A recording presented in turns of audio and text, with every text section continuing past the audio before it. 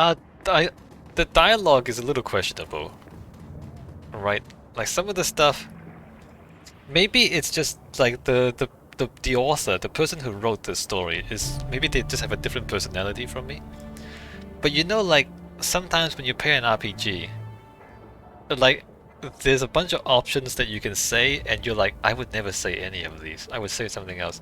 This is happening here for me right now. Um,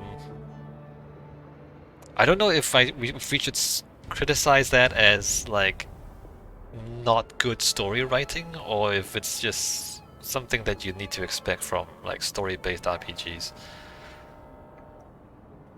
Like, is there an RPG where the dialogue options work for everyone?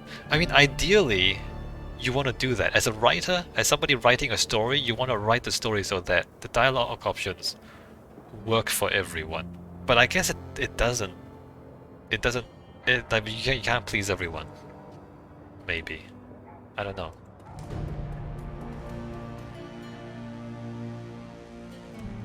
Talons manga? Oh, Journal. Alright, let's talk to Absinthe first. Absinthe turns to face you. She takes care to avoid looking you in the eye. SCKC, a pleasure as always. What can I do for you? Looking to buy some magic? Then you want to talk to your Journal, he's just around the corner, alright. So what do you do here? You are behind the counter. Aren't you taking care of the sales? Anyway, Algernon. Hello again, may I help you? This freaking guy. I have a question for you if you don't mind. You're in luck. I have a great many answers, none of them true. Have you ever heard of a gang called the Krautritters? Sadly, yes. They are quite active here in Berlin. They are fascists, plain and simple. They cling to Christian doctrine to justify their actions, but they are killers first and religious fanatics second. Just what is the deal with religion here anyway? I've never paid much attention myself. Ah, well, it's complicated. We stand in a country that has clung to its religious heritage with considerable zeal. In much of the developed world, the awakening shifted public perception away from organized religion, but here in Germany it had the opposite effect. While many developed nations have adopted spiritualism, some here might call it paganism, as their de facto belief systems, the Germany of 2054 remains a Christian nation. Whether that is a good thing or a bad one is open to interpretation. I take no stand on the matter either way. Yeah, but you're not a Christian now, Journon. You are clearly not Christian. And what do you believe, Journon? He believes in the truth, alright? He believes in the truth. I'm a simpler traveler and a seeker of truth, he told you. I believe what I directly observe and have observed. His voice trails off, and a corner of his mouth twitches up into a smile. Much. And I have observed much. Yeah, I'm sure you have, Algernon. You've traveled much as well. In my view, all belief systems are essentially different ways of interpreting the same thing. Yes, but some interpretations are more accurate than others, Algernon. Magic is an underlying force of the universe. It is a fundamental truth. Religion is the lens that societies use to focus the enormity of that truth into something that their people can understand. Yes, but in focusing and reducing the complexity of the truth into something that people can understand, you cut corners, and sometimes you cut things and then they become no longer true, because you cut too much of the truth out just to fit it into your brain. But what is the source of magic? Where does that truth come from? So you think that the words religions are wrong then? Intriguing. Alright, but where does that truth come from? You ask questions that have no answers, young human. No, where does the magic come from?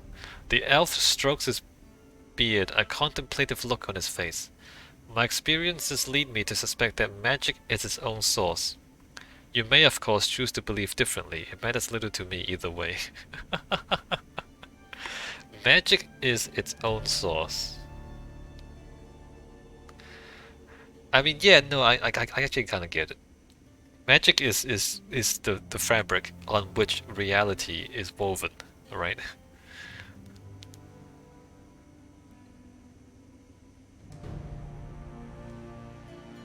So you think that the world's religions are wrong then?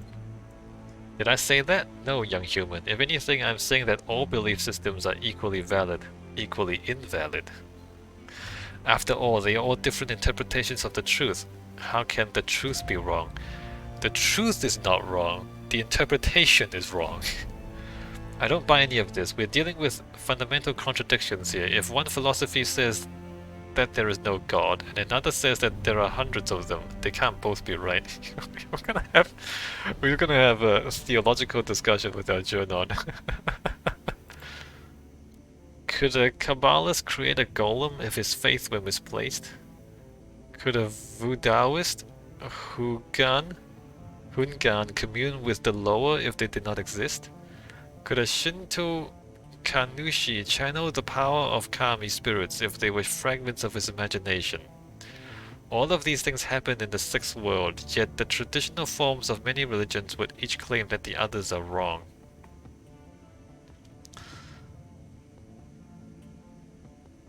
Yeah, no, because they're all wrong. They're all partial interpretations of the underlying truth. They're all partly right, but in being partly right, that means they're all partly wrong. It's a conundrum to be sure. The world's great religions have been struggling with it ever since the awakening. He offers you an apologetic smile. This is a problem that I cannot solve for you, young human. You have to find your own answers. So where do you travel, Algernon? Can I come with you? Can you take me on a journey?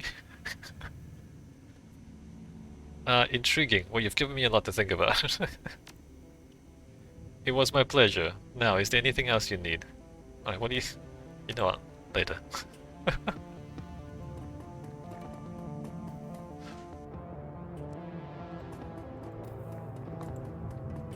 We're looking at coffee, right? How hard is it to get a real cup of coffee?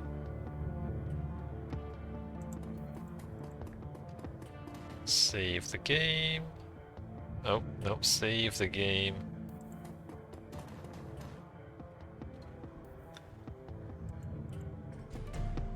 The Turk leans into you, keeps his voice low. I have information regarding that matter my people were looking into, Effendim. The one involving the surveillance device on my data tab. Oh, interesting. Altag, I've been waiting for my coffee for nearly an hour already. Are you growing the beans out back? The coffee vendor shouts, can't you see that I'm speaking to an honored guest, you tower of quivering corpulence? He lowers his voice again. Now then, as I was saying, we were fortunate that you happened upon that surveillance tab when you did. The people on the other end were planning a very bad thing, to be sure. A very bad thing. Quite bad, yes. Monica Schaefer was an important member of this community, more than most were aware of.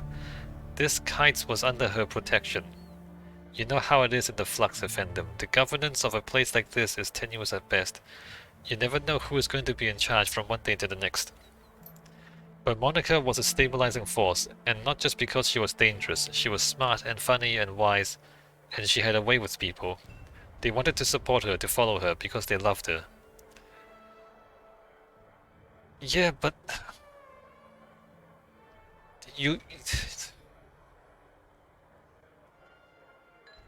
I mean, I get it, but it'd be better if those people empowered themselves. When she was killed, it left an opening for others. It would have meant bloodshed and pain if this council had been allowed to continue their plan, but they did not. We saw to it, you and I. Did we? What happened to them? They have been reasoned with. Let us simply say the matter is settled and leave it at that. The Kraus Bazaar will maintain its stability a while longer thanks to us. Okay, Buragazi. Now, what can I do for you? Effendim, would you like some coffee perhaps?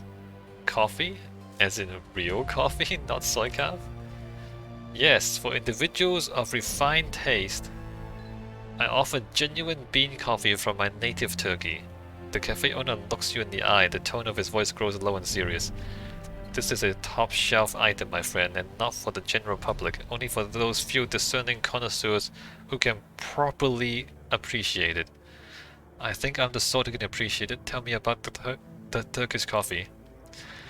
It is handpicked by my family in Turkey, a true delicacy of the Sixth World. This was considered a luxury even before the Awakening, when bean coffee was everywhere, every street corner, they say. Buragazi leans in close, lowering his voice to a conspiratorial whisper. Long hours in the shop have perfumed his body with the commingled scents of coffee, incense, and applewood tobacco. Trust me, if your coffee experience has been limited to soy calf, you must not deny yourself this opportunity. You will see God. Alright, you sold me. How much? This is a specialty item, delivered at some cost. I cannot part with it for less than 50 yen a cup. Oh, okay. I mean, it's less than 350. Very good. Buragazi hands you a ceramic travel cup, which he then fills to the brim with dark, steaming liquid. The scent is intoxicating. Is there anything more that I can get for you? Alright, later. He took care of the council. Interesting. Not sure what that means? Do we trust him to take care of things?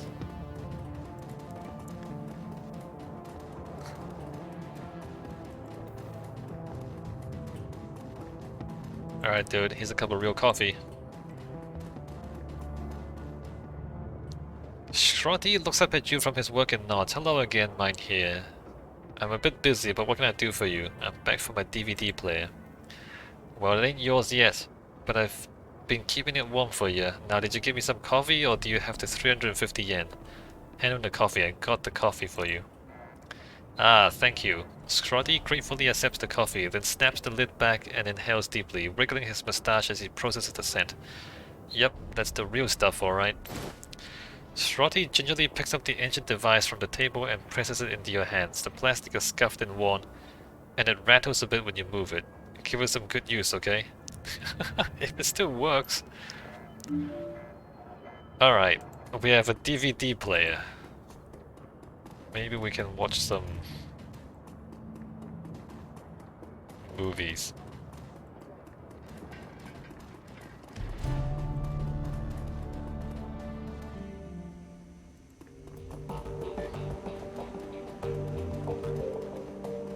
Return to Paul with the goods. Save the game. It seems that Amzo has assembled a team in your absence. They stand in a group around the old display that you had Maliats deliver. On their faces you can see excitement and apprehension, curiosity and dread. Okay, look, back to Aiga. Remember Aiga's conversation? Like, we told her she's an important part of the team, and she said, hey, don't give me that flattery, it's cheap manipulation. The thing is, Monica, on her files, Monica told us not to do that. Monica told us that she would only... Anyway, she wants, like, discipline and order and chain of hierarchy. Chain of command. The thing is, if instead of speaking what I really felt, I told her what I knew she would want to hear, that would be cheap manipulation. You see what I mean? You see what I mean? I was being honest. But she actually wanted me to tell her what she wanted to hear. So she accused me of manipulating her, when in fact she was asking me to manipulate her. You see what I mean? Anyway, back to this.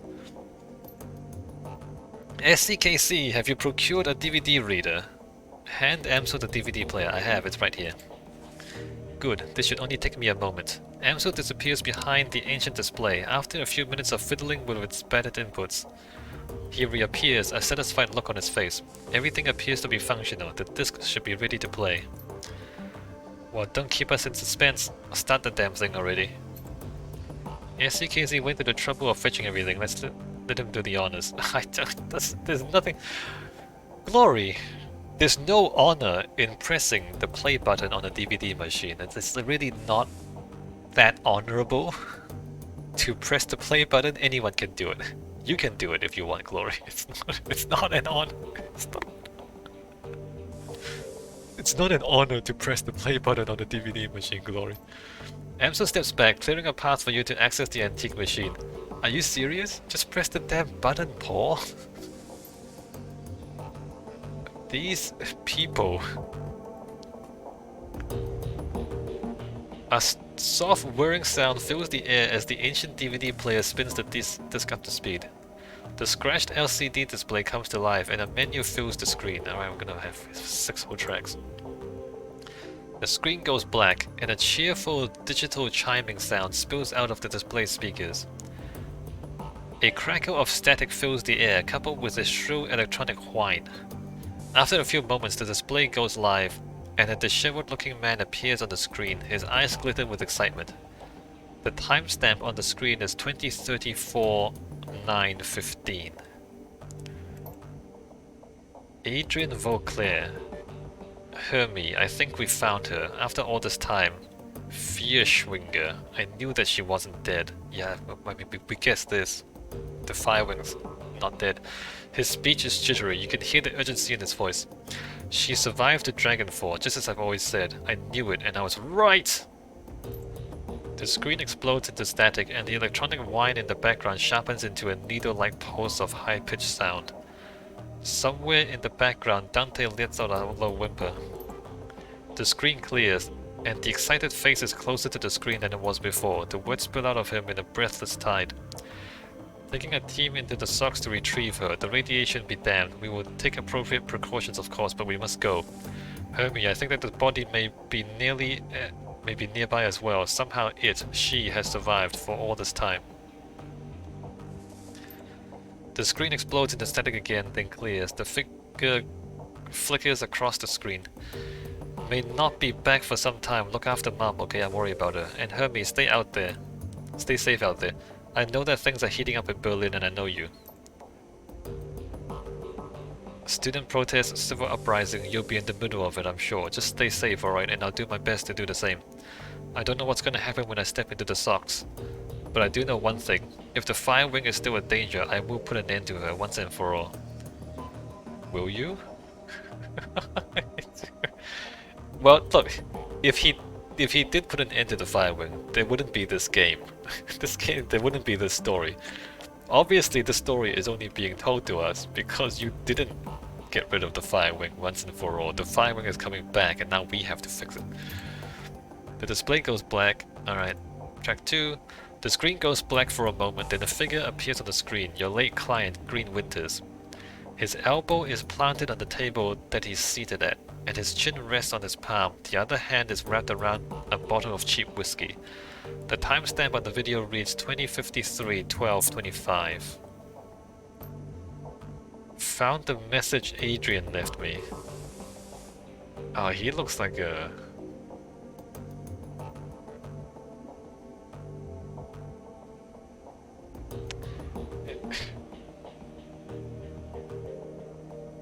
You know what? I mean, you can probably still. Found the message Adrian left me all those years ago. Got it cleaned up as best I could. Strange hearing his voice again. He pauses to take a long pull on the bottle. Good to hear him, even if he did insist on calling me Hermie. Oh, Hermie is him. I thought Hermie was a girl.